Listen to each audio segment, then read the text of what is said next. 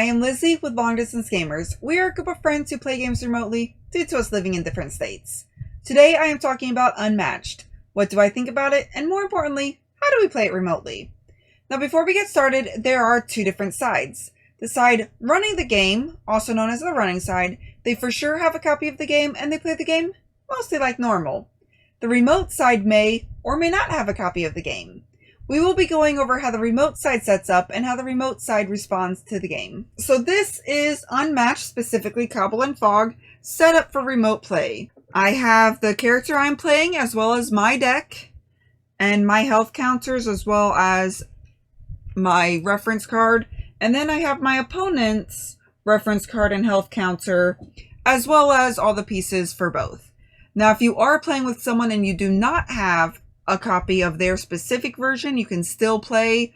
I just use placeholder tokens and meeples, and then I will keep track of their health on my side, and then they will just remind me what this is if I ever ask, and they will read it at the very beginning of the game, so that way I will know what information is on here. Then whoever is first player will go ahead and put theirs on the number 1 spot, which I do have mine numbered 1 through 29, and the 1 through 4 corresponds with the 4 starting spaces that are actually pre-printed on the board, and then they're numbered for the rest of them so that we can easily refer to them by the number when we go ahead and move and place. Then I will go ahead and be placing Mr. Watson.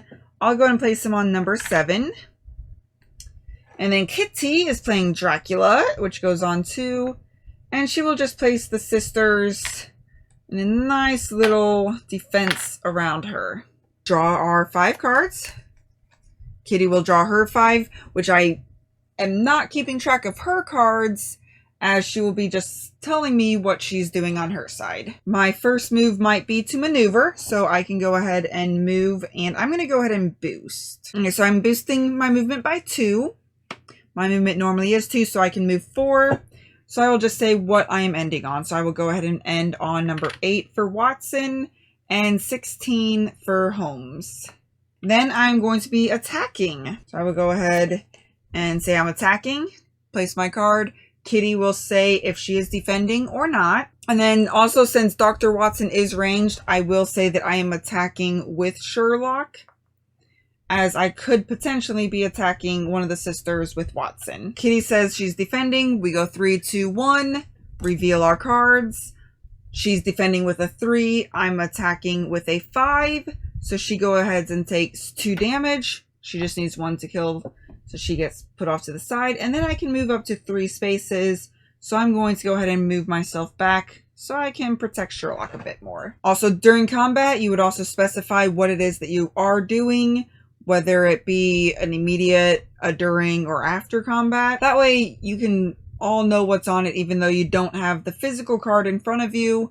You're just vocalizing a bit more how to play. And the game continues on like that until one of the heroes has been knocked down to 0 health. It really is just as simple as saying what it is that you're doing during combat, just saying how you're defending if you're defending. And then you do reveal, and once you reveal, you subtract like normal, and then you just vocalize what your card says. So that is how you play Unmatched remotely. As you can see, it is a very easy one to transition from the table to the screen.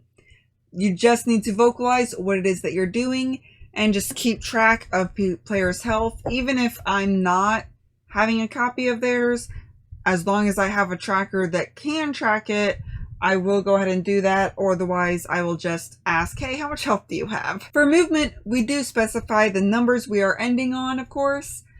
Some people are very adverse to writing numbers on their board. You could use post-it notes, or there is a unnumbered map that you could print off of Board Game Geek, and then since it is just a piece of paper, you could write in on those, and then both sides could actually have a copy of the same map.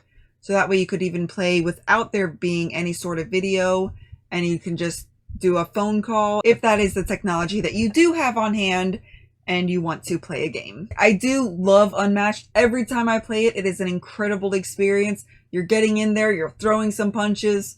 I am a little bit partial to Sherlock myself. I really enjoy the having to know what the other player is holding in their hand, versus Dracula is a bit more like nicking of the health, and he can be draining himself faster.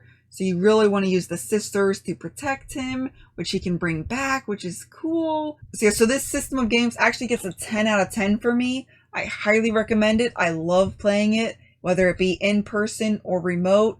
Go get yourself a copy if you haven't already. Until next time, have fun, be present, and be you. Thank you all for watching. If you have any questions or comments, feel free to reach out to us. We would love to hear from you. Also, if you find any value in our content, please like, comment, subscribe, tell a friend or family member that may want to remote game, or just like our personalities. Thank you, and have a great day.